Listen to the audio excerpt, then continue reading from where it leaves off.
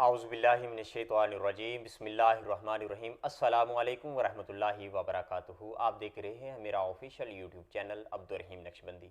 मैं अपने चैनल पे आपका खैर मकदम करता हूँ। हज़रत मुसन्निफ़ अलैहि रहमा आप बयान करते हैं कि मैंने अलाई की तफसीर सूरह यूसुफ में देखा है कि हज़रत फ़ज़ील बिन अय्याज़ रज़ी अल्लाह ताला अन्हु रहज़नी में बहुत मारूफ़ थे। एक दिन अपने ग़ुलाम की गोद में अपना सर रख के आराम कर रहे थे कि इतने में एक काफ़िला आया और काफ़िले का सरदार कह रहा था कि ये फ़ज़ील डाकू का इलाका है,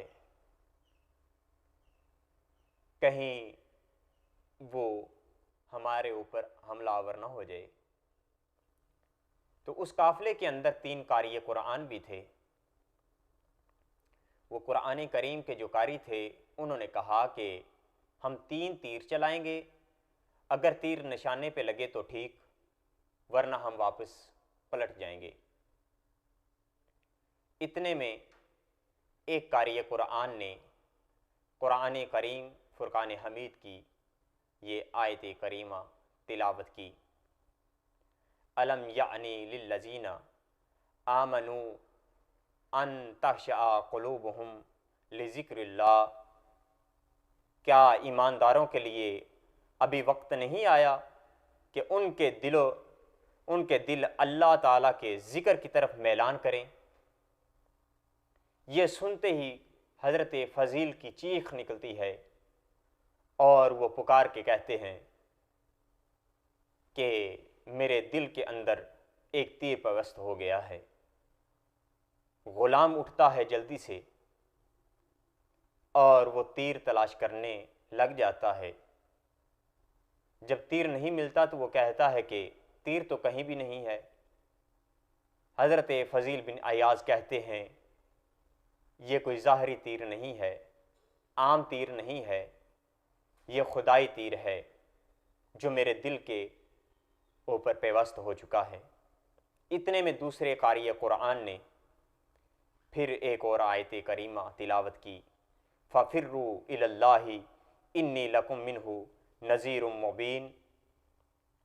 बस अल्लाह ताला की बारगाह में हाज़िर होने में जल्दी करो, बेशक मैं तुम्हारे लिए उसकी गिरफ्त से वाज़िह तौर पर डर सुनाने वाला हूँ। फ़ज़ील फिर चिल्लाते हैं, फिर वो पुकारते हैं, वो कहते हैं एक और तीर मेरे दिल के ऊपर पेवस्त हो चुका है। इतने में तीसरे कारी कुरान की आवाज़ बुलंद होती है। तीसरे कारी कुरान की आवाज़ गूंजती है, व अनिबू इला रब्बिकुम व अस्लिमू लहू मिन क़ब्लि अन यातियकुमुल अज़ाबु सुम्मा ला तुनसरून। अल्लाह ताला की तरफ रजू करो और उसकी बारगाह आलिया में सर तस्लीम खम कर दो, इससे पहले कि तुम पर उसका आज़ाब नाज़िल हो, वरना तुम्हारी मदद नहीं की जाएगी। फिर हज़रत फ़ज़ील बिन अय्याज़ बहुत ज़ोरदार चीख लगाते हैं, बहुत ज़ोर से चीखते हैं। इतने में फिर हज़रत फ़ज़ील बिन अय्याज़ की एक ज़ोरदार चीख बुलंद होती है और अपने ग़ुलाम से कहते हैं कि चलो हम वापस चले। वो शर्मिंदा हो के वापस मक्के की तरफ पलटते हैं। तो जब मक्के की हदूद के अंदर दाखिल होते हैं, वहाँ पे हारून रशीद मिलते हैं और हारून रशीद फ़ज़ील बिन अय्याज़ को रोक के कहते हैं कि ए फ़ज़ील बिन अय्याज़, मैंने ख्वाब में देखा है, कोई कह रहा है कि फ़ज़ील बिन अय्याज़ के दिल के अंदर अल्लाह का खौफ तारी हो चुका है और उसने अपने रब के हुजूर रुजू कर लिया है। ये अल्फाज सुनने की देर थी कि फ़ज़ील बिन अय्याज़ के रूह तड़प जाती है, आपकी आँखों से आंसू झलक पड़ते हैं और आपके बदन के ऊपर कपकपी तारी हो जाती है।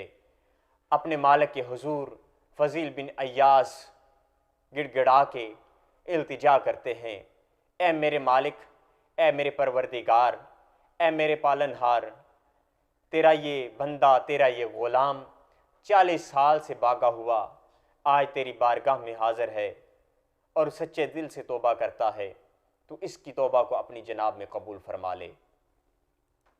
حضرت فضیل بن عیاض جب تڑپ کے اپنے رب کے حضور معافی طلب کرتے ہیں تو پھر اللہ نے فضیل بن عیاض کو وہ مقام عطا فرمایا کہ اولیاء کرام کی صف میں آپ کا نام شامل ہو گیا۔ تو احباب ذی وقار، آج کے ہم اس واقعے سے ہمیں کیا سبق ملتا ہے کہ انسان کتنا ہی گنہگار کیوں نہ ہو، لیکن وہ جب سچے دل کے ساتھ اپنے رب کے حضور معافی طلب کرتا ہے تو وہ میرا مالک 70 ماؤں سے بڑھ کے پیار کرنے والا ہے، وہ اپنے بندے کی توبہ کو اپنی جناب میں قبول فرما لیتا ہے۔